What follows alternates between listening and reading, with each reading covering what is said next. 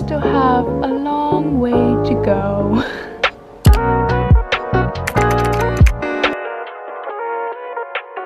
Hey, it's Izzy and what's been busy. Welcome back to my YouTube channel. In my homeless Q&A, I said I was going to address the educational side of things. So in today's video, studying for my GED.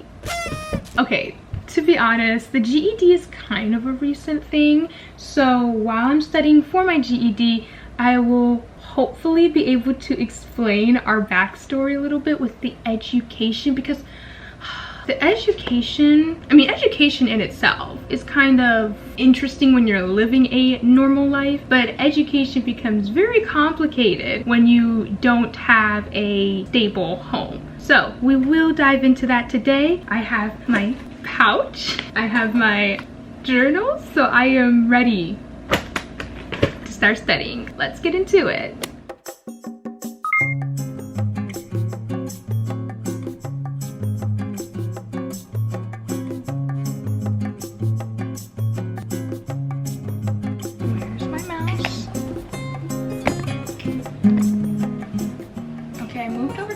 Because it's just a better vibe. I don't know, something about the dining room. Not it.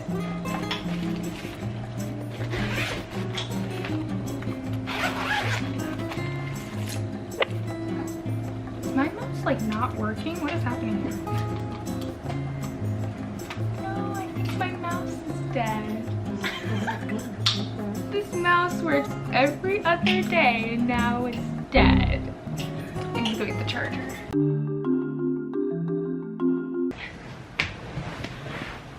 Okay, we're back. We might have lost a soldier, but we're gonna keep studying.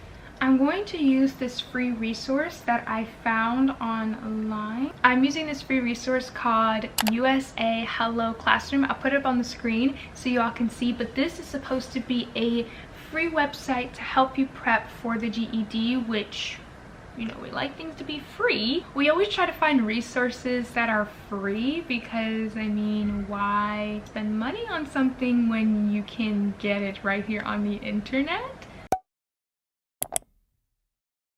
For those wondering why I've decided to get a GED and Gabby technically has also decided to get her GED, so we've decided to get our GED for multiple factors, and I would say a main reason we've decided to choose this path is because we feel like this is what the Lord wants for us. We have been considering going back to online school because recently the triplets have been enrolled into an online school, which I'm going to explain in a minute. They have been enrolled into this alternative school, which is made for children who have a lot of difficulties and challenges appearing in their day-to-day life.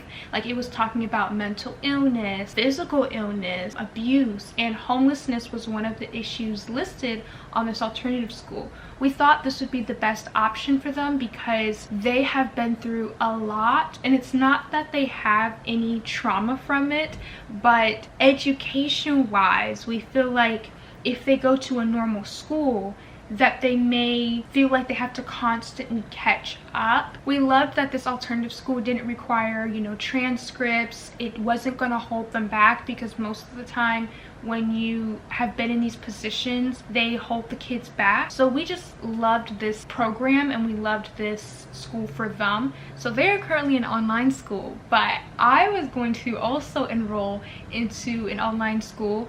But I remember hearing Holy Spirit say, get your GED so I can use it for my glory. And I'm like, oh, how interesting. You know, he wants me to get my GED. Like, this is what I'm feeling led to do.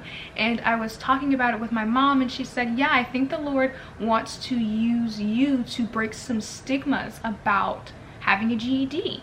And I thought that was so interesting, how the Lord will specifically put you in awkward situations. You know, it is different to get your GED. It's like it's known but not at the same time, because most people just get their high school diploma, but for us, we are getting our GED. And now I think the Lord is going to definitely break some barriers, because there is stigmas and stereotypes about people who have GEDs. I mean, even if you just look up the statistics about having a GED, it's not great. Honestly, it isn't, because a GED is kind of associated with like a high school dropout. But for us, we didn't necessarily completely drop out of school. We were initially enrolled in an online school, but once we were trying to move from South Carolina to Michigan, of course we didn't go to the South Carolina school anymore. We were anticipating to enroll back into a school when we moved to Michigan, but due to, you know, my dad kicking me out, obviously that left me homeless. But beyond even just my dad kicking me out, we all stayed homeless because there wasn't any stable income and there wasn't any support to keep us stable in one area. And I know there's supposed to be like this McKinney law where, you know, a child should be able to go to school regardless of an address, but we weren't in any school district long enough to stay there. You know, we didn't even know how long we would be in hotels, in the shelter, at a friend's home. Like, we literally did not know. The amount of hotels that we have gone to, I can't even tell you how many hotels it has been, because based off of circumstances, we might have been in a hotel in one county and then literally 2 weeks later we're in a completely different county in a new hotel room. So people think like, oh, just go to school, but how are you supposed to go to school when you don't even know what tomorrow is going to bring? Like, it didn't make any sense to make a lot of these long-term goals when it is so short-lived. It was very short-lived. If we basically weren't getting child support, if we weren't able to afford a specific hotel, we were just hopping from place to place. And even when we thought we would have stability in one area, it ends so quickly. You know, we weren't in a place long enough for a whole school year. Even when we moved to the shelter, we ended up staying in the shelter for 6 months, but we didn't know how long we were going to be in the shelter for, because the program in itself is only 3 months. And so once again, that is technically very short. That's short term. But there was even a lot of laws set in place in the shelter that restricted us from doing what we wanted to do, because we were actually being homeschooled. So during this journey, we have been homeschooled this entire time, because we realized very early on it's just not going to work. The triplets were so young when we became homeless. We all became homeless when they were 8. So yes, I was 15, and I'm not saying I didn't need an education, but like majority of it was already kind of complete. If anything, I was just kind of at the end of it. But with the triplets, they were in the beginning stages of it all. They were still in elementary. You know, that's the bulk of the learning, and if you don't learn these things in elementary, more than likely it's going to be a lot harder to succeed in middle school and high school. And people may even say, well, what about online school? Online school was quite difficult as well, because even if people wanted to send the equipment is one thing. You know, every online school does not provide the equipment, but even beyond the equipment, let's say they are willing to provide it, how are we going to get it and how are we going to keep it? Because we were at certain hotels that wouldn't allow any mail. Like, we couldn't necessarily receive these items that people were willing to give us. And even if they did give it to us, how were we going to be able to make sure they were actually going to school? You need internet, like you need consistency even online. And so everything that I'm trying to tell you is all about consistency and stability, consistency and stability. And I see what the McKinney law was trying to do. They were trying to make sure kids have that opportunity to go to school, but if the kids are not able to stay in one spot long enough, then it's not going to work. And then attendance is huge. I don't know how we were going to even be able to attend online school, you know, school in person, when you have so much going on. And like I said, we literally were living, I won't even say day by day, like we were living by each hour. We would try to not even think about what the day was going to bring, because we didn't know. You're really in survival mode, and so education tends to be put on the back burner because of that. Because if you don't even know where you're going to sleep the next day, forget, you know, where you're going to go to school the next day, forget where you're going to eat the next day. It's a lot of these different factors because there's absolutely no stability. So our mom has been homeschooling us this entire time, and now we just feel like it is time to move forward and pick something else when it comes to our education. Even if we wanted to be an online school, there's a lot of barriers that are set in place with the hotel that even people don't realize. For example, here you can only have certain amount of electronics connected to this Wi-Fi, and just having the triplets in online school, no one actually can use the Wi-Fi because they have a limit with the devices that you can connect to the Wi-Fi. Do you see what I mean? It's just barrier after barrier. Imagine trying to do all these different things and you just have new things popping up. The sad thing about it all is I don't think people realize how many barriers there are if you're not in school. So even though my mom was actually teaching us, like, we bought these books, we would use free resources online. So my mom had a curriculum set in place for us, and there was a lot of things that we were actually able to do since we were homeschooled. Like, I'm grateful I was able to study languages, you know, that was part of my curriculum. But they don't allow you to join programs or be afforded certain things because you're not in school. Like, everything's centered around you being in a public school, and so we did experience a lot of things closing for us just because we were not in a school. You know, I absolutely love studying. I do love school. Like, I was always the kid who had straight A's and was on the honor roll, but school can be stressful a lot of times for kids because there is so much that goes into it and so much that is expected out of that person. I do believe there would have been a lot of barriers, because if the home life is not in order, how is their school life going to be in order? So we are finally able to get them the computers, get them things that they need, and we are in a better space mentally. I'm actually really excited to get my GED. This is the path that the Lord has directed me to go on, and there's no right or wrong way to do it. You know, if you feel like the Lord is leading you to do something, it doesn't have to fit into society's ways. I think society would maybe, you know, kind of look down upon me for getting a GED, but I am really excited for what the Lord's going to do with it, because I know there's going to be a powerful testimony in itself. He's telling me to do it for a specific reason. I think there's a lot of people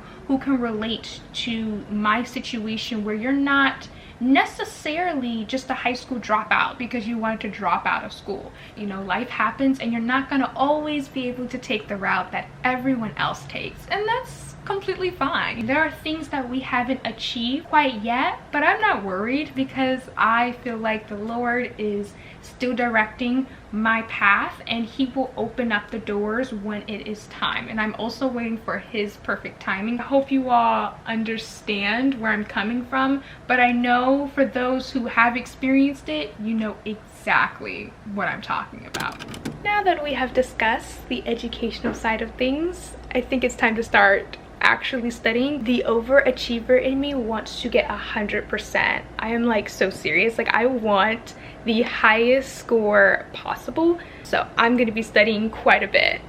I haven't tried this prep class yet, so let's see how it goes. They have all the courses, so they have math, they have language arts, social studies, and science. Of course, those are the subjects that you need to study in order to pass. Let's see, which one should we do today actually? I mean, what am I in the mood for? Maybe language arts? Like, let's do language art. My status is currently 0, so welcome to the GED language arts class. This class will prepare you for the GED. Okay, language arts reading and writing test. This is the home page for language arts. They have all these steps I need to take, so let's do that first.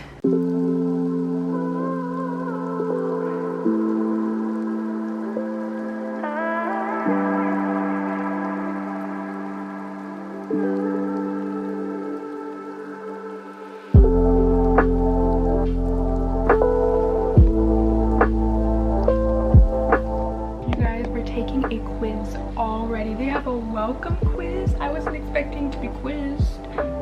Okay, I can skip the quiz, but we're gonna start the quiz. Let's start.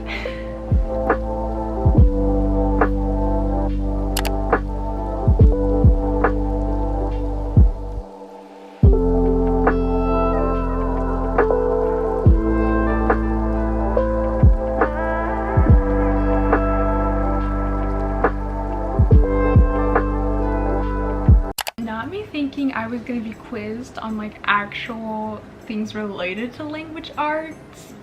They actually just quizzed me about that little front page and asked me questions regarding that. We have a reading lesson 1. Now we're starting to get into some real stuff, so let's see. We'll learn what is vocabulary, how can you figure out the meaning of a word, what are the steps to answering a vocabulary question. Okay, they're getting to like the basics. I have to keep in mind that everyone takes the GED at different ages, so like of course someone could literally be 50 years old trying to get their GED, but that also means they might have not been in school for a long period of time. So I think the GED will actually be quite easy because we have still kept up with a lot of our education. I mean, I've still done a lot of studying, you know, this year and even last year, so I think your girls got it. First up is, what is vocabulary? I'm wondering, is this the time to now take out my notebook and start writing? Like, am I gonna have to write all this stuff down? They may ask me these questions again, and then I can have my little cheat sheet. Okay, no cheating. We do not condone cheating. But what I mean is I have like a notebook that I can refer back to if necessary, if I don't, you know, pass my quizzes, because how this website has it set up where you have to have a quiz after every lesson, so like you really need to pay attention, of course. So maybe I should write down some of the stuff.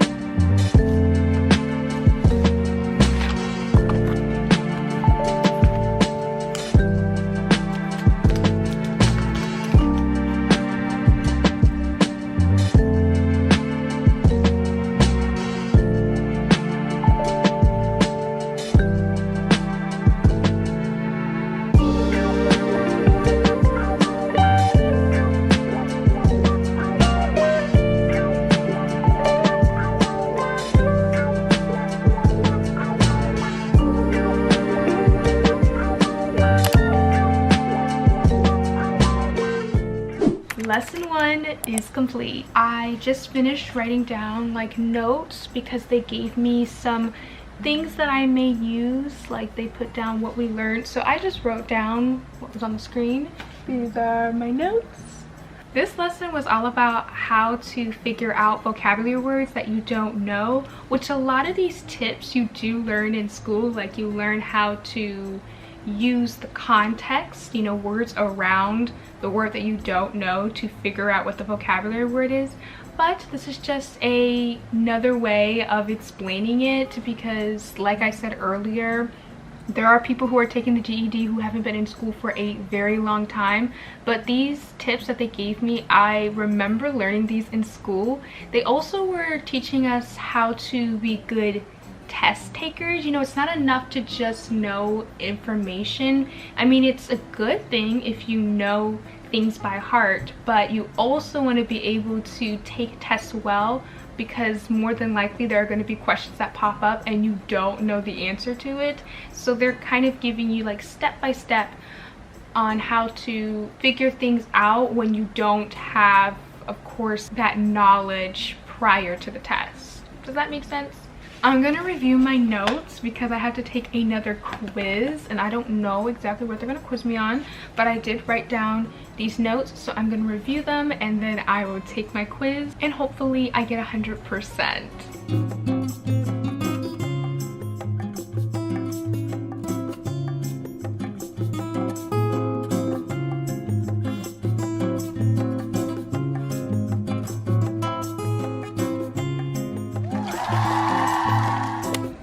We're making progress. We're making progress. I know you all seen that. Got 100%. Yes. I need 100% for the full GED. So let's be honest, taking tests, that can be kind of nerve-wracking. And I know in school you're doing it, but it's like it's integrated more in the year, so you don't feel, I guess, as loaded. But I mean, I wouldn't say that either, because you have like the SAT, you have the state test, so you're still kind of getting that. But I don't know, something about the GED, it's like, I guess too, because you're paying money for the GED while, you know, public school is free. Yeah, I guess I'm just rambling about, you know, taking the GED and kind of getting into a certain mindset. That's basically what I'm saying. But this is a good start. This is very encouraging to start off with 100%. Let's keep it going. Thankfully, you can restart the quizzes if you failed them, which is good because you need to practice. You know, practice makes perfect. I don't like saying practice makes perfect. I like to say practice makes progress. How about that? How about practice makes progress? Who came up with practice makes perfect? Like, let's be honest. When do you ever see perfection after practice? No, you don't see perfection, you see progress. They really screwed up that one. Anywho, I'm just talking. Let's continue on with the studying. It says go to the next lesson. Should we do another lesson? We kind of have time. I have been studying for about 30 minutes, so we can probably do another lesson. My progress though, I still have a long way to go. Okay, I'm looking at this lesson. This lesson seems like it's a little bit longer than the last one, but I was thinking about, you know, scheduling to study the GED. I'm thinking maybe I can split them up on the weekdays, like Monday maybe is language arts, Tuesday is math. I'll probably end up having to do something like that, and then I can make progress. The best thing about taking the GEDs, you can take it whenever you want. I want to make sure I am giving myself enough room to actually study, understand the information, because I want the highest score. But at the same time, like, I don't want it to be drawn out for a year. I'm thinking maybe I should give myself like 3 months. So I probably won't be taking my GED probably till the beginning of 2025. We'll get into that. I'll definitely have to make a GED schedule routine so I can stay on top of this. But so far, I'm actually liking the way they have this set up. I like that everything's laid out. I can restart my quiz. You know, they're testing me. This is a good site, you know. Good job. Good job, USA. Hello. Kind of a weird name, but that's fine. Yeah, that's fine, as long as they're helping me. So yeah, I'll finish up lesson 2. I may, oh, there's a lot of text in here. Long passage. Hopefully I can finish this right here, right now. We'll see if I can finish this, but I'm gonna try my best to do it.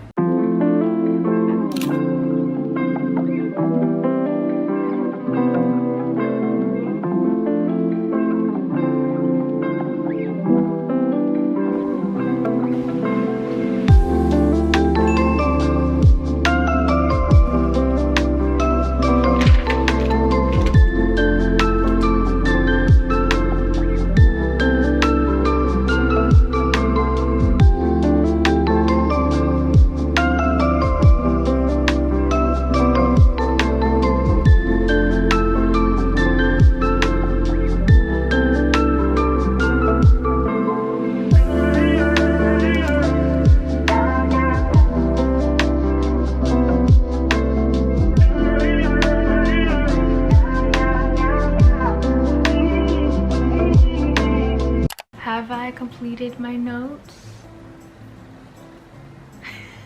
I still have to take my quiz and complete these notes, but it is actually kind of getting a little late and I kind of want to take a little break. So I think this is going to be the end of the video. Thank you all so much for watching, and please, if you have some studying to do, get it done. don't procrastinate on it. Okay, I'm calling those out who are procrastinating and instead watching my video. But thank you for watching my video. But make sure you're studying, keep on top of your studies. I probably will be doing more study vlogs because we have quite a bit of subjects to tackle, don't we? I hope you all enjoyed this video. Make sure to like, comment, share, and subscribe, and I'll see you guys in my next one. Bye!